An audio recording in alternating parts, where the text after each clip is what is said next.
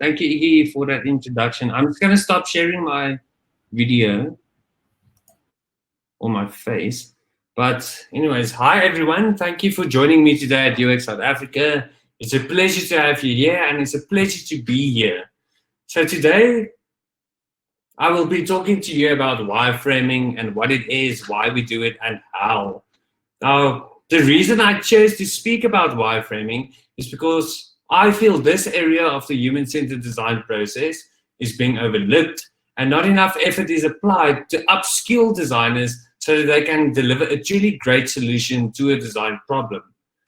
But before I give you some tips and advice on how to become better at wireframing, let me just introduce myself. So my name is Ignatius Ferreira, as Iggy mentioned. I'm a UX designer at a company called $10 Design. I have 7 years experience working in various industries, such as hospital groups, e-commerce, banks, telecommunications, and others. I did work at Kalahari.com. And I love performing and making music. I also read a lot of news and end up drawing satirical cartoons about the news I read. I love making food. And I was also a bartender and a waiter for about 7 years before I started my career in UX, while I studied internet and web design.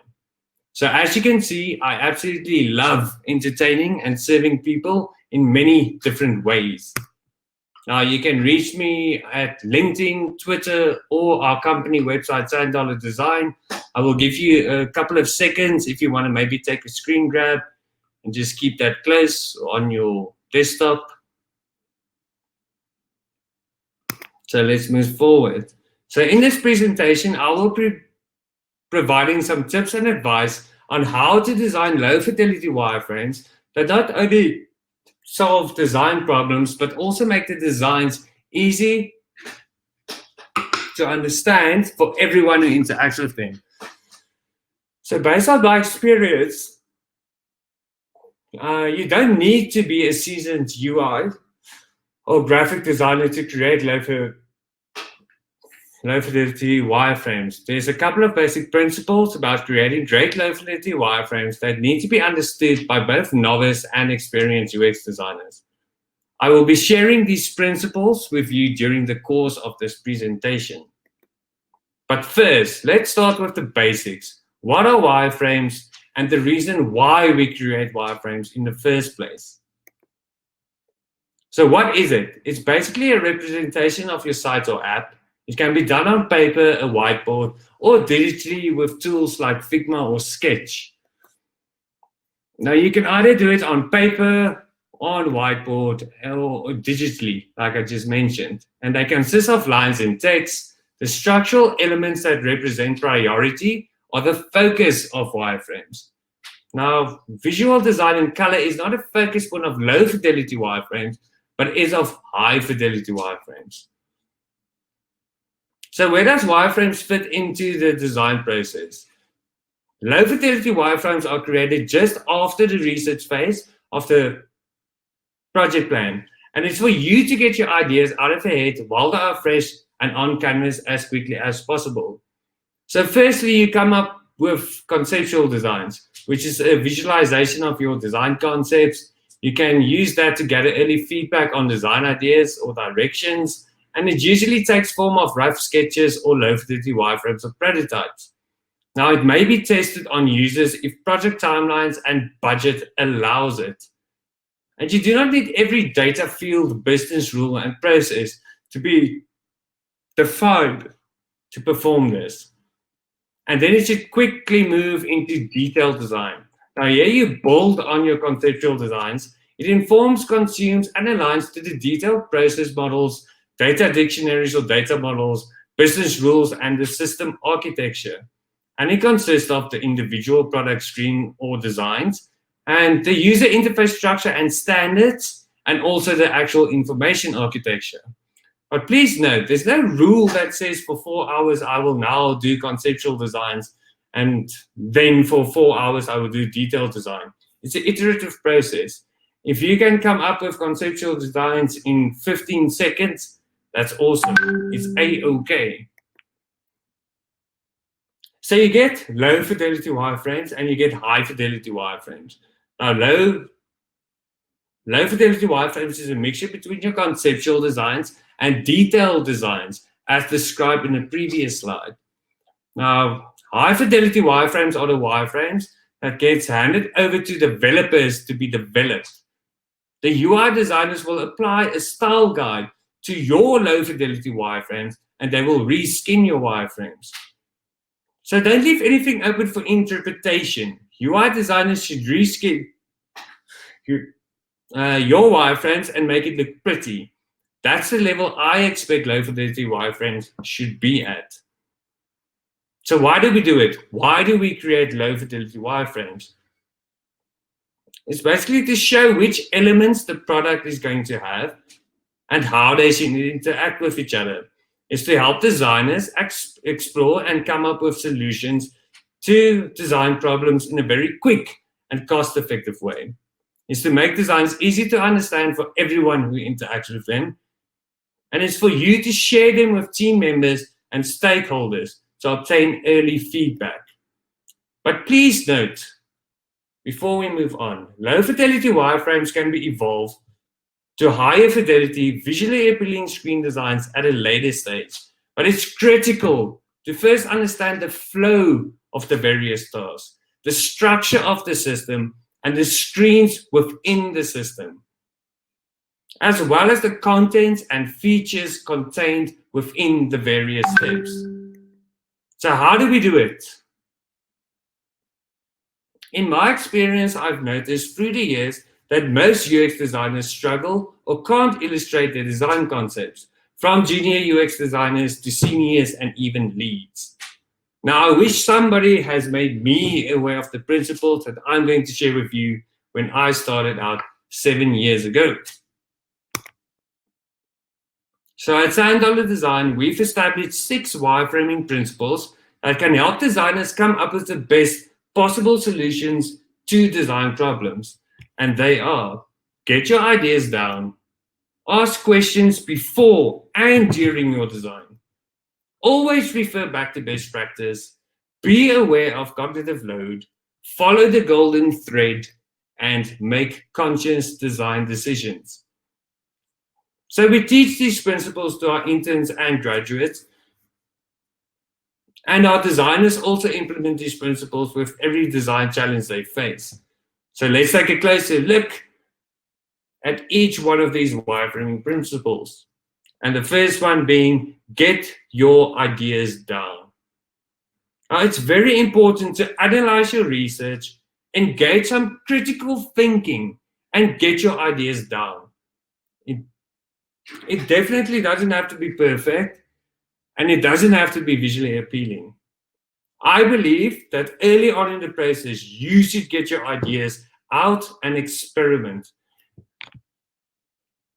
As Jeff Gothel says, I hope I pronounced his surname correctly, is the more experiments you make, the better. Now, low fidelity wireframes are created just after the research phase of the project plan. As you can see, your ideas are all over the show. You're trying to make sense of it all. It's basically for you to get your ideas out of your head while they are fresh and on canvas as quickly as possible. So don't get stuck between the detail of one part of the problem. You can always come back and iterate. So focus on the whole forest, not only the tree in front of you. It should be quick and dirty concepts at first, but should quickly evolve into screens with standards and US best practices applied. So just to illustrate what I meant with focus on the whole forest and not only the tree in front of you. It's like one of our graduates spent almost a day and got stuck on this screen. As I like to call it, the tree. The solution he was building is a budgeting app for his internship program at $1 Design. So I probed and asked him, what about these elements? How did you get to see them? What happens if I click on them? How did I get to the screen? Now he started explaining it to me, but I stopped him and said, don't tell me about it. Show me. Visually illustrate it to me from start to finish. For each task, your user will have and that you have journey mapped. So after a couple of days, he came back with this, which I would like to call a forest. In other words, he explored a bit more. Now only he started identifying screen templates, components, and elements.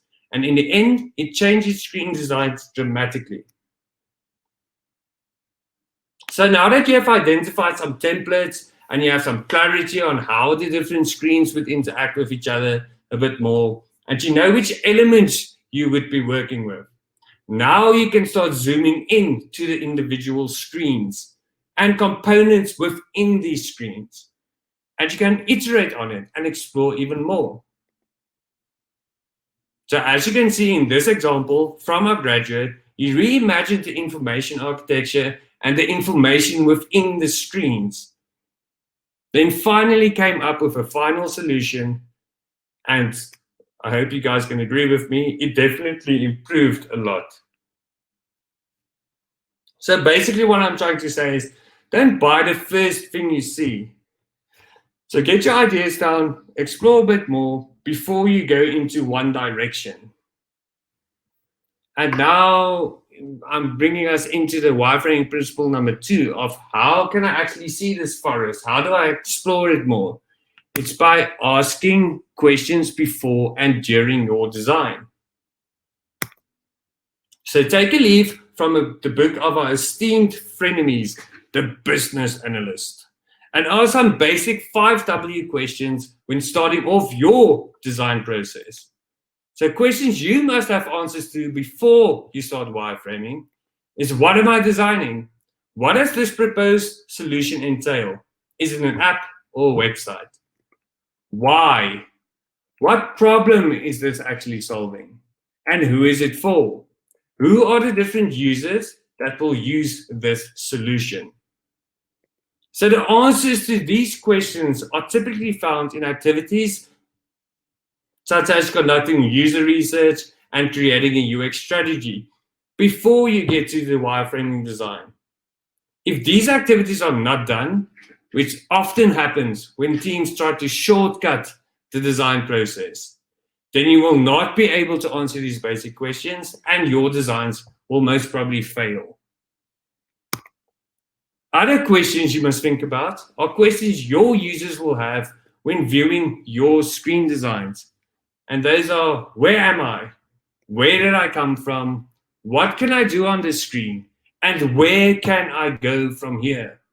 Now you must be able to illustrate the answers to these questions within your proposed solution for each screen. Now you're starting to develop the flow of the various tasks within your solution. So a question you must be able to answer when viewing your screen designs, and something I always ask myself is, am I proud of my work? So what I've noticed is a lot of designers just design to get the job done, so they can go and sit and drink coffee and be amazing somewhere. Have respect for the users you're designing the solution for. Have respect for the teammates and have respect for the clients paying you to come up with a solution. And have respect for yourself. Be proud of what you do. Analyze your own work. Iterate on it. And if you're not happy with your solution, put some effort into it and go back. Now, I can tie it in with, for example, for those who make food. If you, or when you make food for friends or family, do you actually taste the food you make before you serve it to them? Do you want to leave a bad taste in their mouth? Are you proud of what you created? And would you actually eat it? So by asking these questions, you start discovering more and more. You're starting to identify templates and flows of how these screens would interact with each other and where they fit in the big picture. So also don't just think about the happy path. Also design for things not going according to plan, like an unsuccessful task or error. How would you fix that? Illustrate it to me. So if you are unsure about how to design a solution for a component or element, go do some research. Refer back to best practice. And this brings me to wireframing principle number 3, which is always refer back to best practice. So in most instances, established patterns and best practice examples exist for very good reason. It's been tried and tested many times over. But despite this, we still find that some basic standards and US best practices and principles are not being followed and implemented by many designers. Again, it's like when you're making food, just follow the recipe. It will most probably be a success. So now when you have identified all design elements required within your wireframes, try searching for UX best practices and principles for these design elements. Now, I'm going to share with you some of my favorite places to go to for best practices and inspiration, which is the Nielsen and Norman Group, the Laws of UX, usability.gov, Google, UX Collective, Smashing Magazine, Good UI, UX Planet, UX Booth, UI Patterns. Now, I know there's many more that I probably didn't share with you, but there's also Medium and YouTube, but also the same with Smashing Magazine and UX Collective. Please double check and see if the people publishing the content are legit. Stalk them on LinkedIn. If they don't have a couple of years behind them, you should probably not be taking them seriously. So just do your homework, do some research.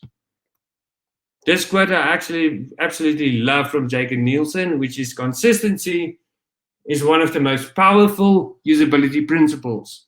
When things always behave the same, users don't have to worry about what will happen. And it brings me to the next quote, this anonymous guy, which I find somewhere, I can't remember his name. So if you guys know who it is, please. But it is, if there's an industry standard for interaction or UI, then it's best to follow these conventions to be safe. Redesigning existing patterns is generally more confusing than useful. So save your creativity for other aspects of the product. So just go and research elements and how best to implement them for the different mediums that you're designing for example, the desktop, phone, or tablet. Now, these examples are basic, but still are implemented by many designers incorrectly, like call to actions, the difference between primary, secondary, and tertiary call to actions, and when to use them. Same with checkboxes and radio buttons.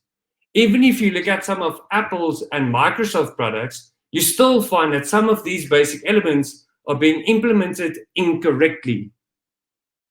Now you must think about what about all the other more complex components and elements. So just do your research when you start wireframing. Research does not stop after the research part of the user-centered design process.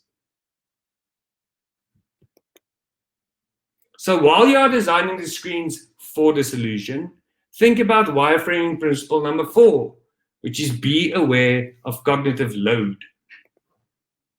So one of the key principles of UX design is that we try to reduce the cognitive load of our users when they interact with the system we design. In psychology, cognitive load describes the mental effort that's required to learn new information. In UX design, we can think of cognitive load as the mental processing power needed to use a product. Cognitive load refers to memory load, motor load, recognition, and recall. If you don't design to optimize these, it causes extra mental processing power and stress for the humans who would interact with the product you are designing. So for example, use icons that are familiar and recognizable to the user, like a home icon within your navigational structure. We know if we click on the home icon, it takes us to the solutions landing page.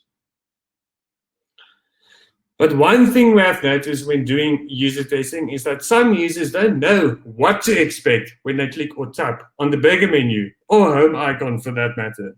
So go a step further and add a label to the icons you are going to use. This will help reduce cognitive load. So the menu items have relied on recognition rather than recall, which is a usability heuristic and principle. So if you have too much going on within a screen, users won't find content or actions easily, and they will have difficulty completing tasks. Another simple example of how to reduce cognitive load deals with error messages. If the system can detect that the user is about to make an error, why let them carry on? Try to give users the tools they need to complete a task and locate errors appropriately to the relevant input field so that users know where to fix the errors. This brings me into principle number 5, which is probably one of my favorite ones, which is follow the golden thread. So when referring to the golden thread within a UX design context, we are talking about the ability to trace your designs back to your research and strategy, making sure that your designs address and solve problems you have discovered, and incorporates design ideas triggered during user research and journey mapping activities. It is important to have a golden thread running through your design research and strategy. In doing so, your designs will address the correct business requirements and user needs, and this will stop you from designing something that is not valuable, wasting everybody's time and money. So the golden thread holds all parts together and creates traceability from research through various iterations of design to the end product. So wireframing principle number 6 is make conscious design decisions. It ties in with all the other principles. Your design decisions should be based on either data that you got from research or analytics, or some form of data source. And also it should be based on best practice or standards.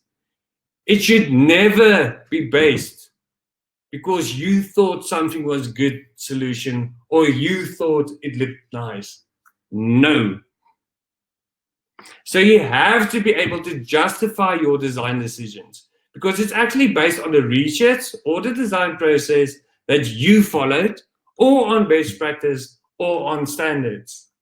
There is no worse feeling than when stakeholders or colleagues ask you why you have made or implemented a certain design decision and you are unable to answer. So always remember, for each design decision you make, you must be able to explain why.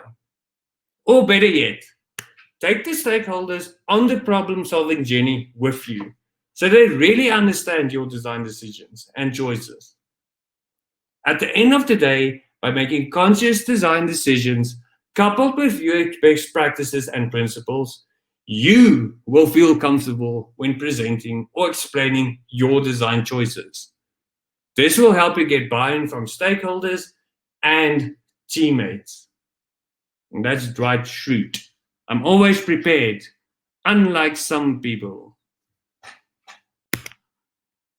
So, in summary, as a UX designer, your first responsibility is to make sure you are solving the right problems, coming up with usable solutions that not only meet the user's needs while achieving the business objectives, but also delighting your users throughout the experience. Now, applying these 6 wireframing principles described in the presentation should help you achieve those lofty ambitions on a more consistent basis, leaving you with happier stakeholders and more satisfied users.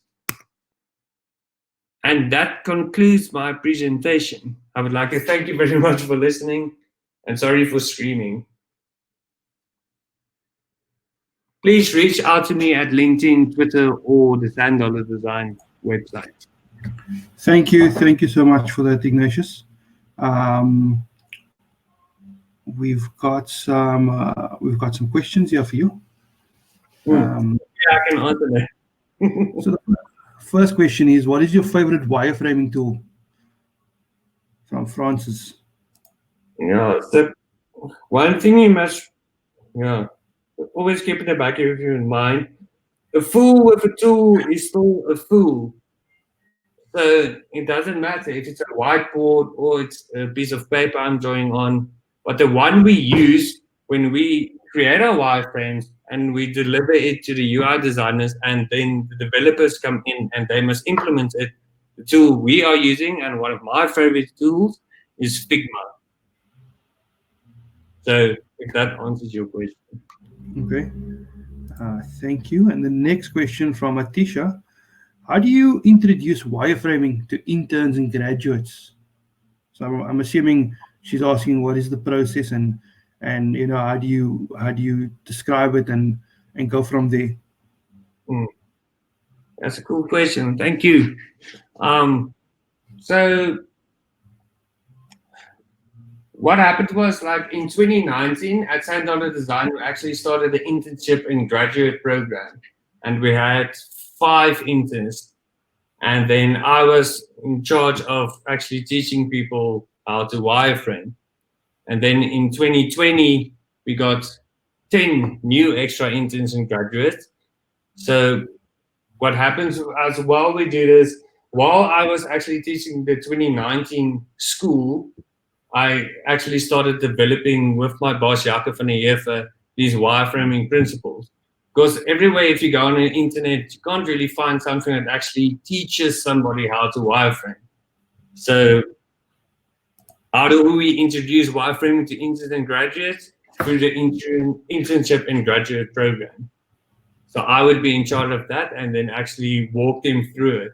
So they can actually sit with me, and I'm like, please contact me during the evening or in the morning. I'm usually awake at 4 o'clock, 4 a.m. So if you have issues with Wi-Fi and all of that, please contact me and I will try and help you with your wireframing design. Does that answer your question? I hope so. I hope so. I'm sure Tisha will reach out. Guys, if you have any more questions, uh, Ignatius details on the screen, on Twitter, LinkedIn, email. Please reach out to him. He's definitely a very helpful guy. Sorry, Iggy. Yes. Can I please ask the people if you think there's something that I've missed with my 6 wireframing principles and you think something is incorrect or you would like to add something, please let me know by sending me an email or something. Because this is a work in progress. And yeah, I would like to actually know from my other esteemed colleagues what they think and what I can add, what I can take away, or yeah. Please. Thank you very much, Iggy and Theo. Thank you. Thank you, Iggy.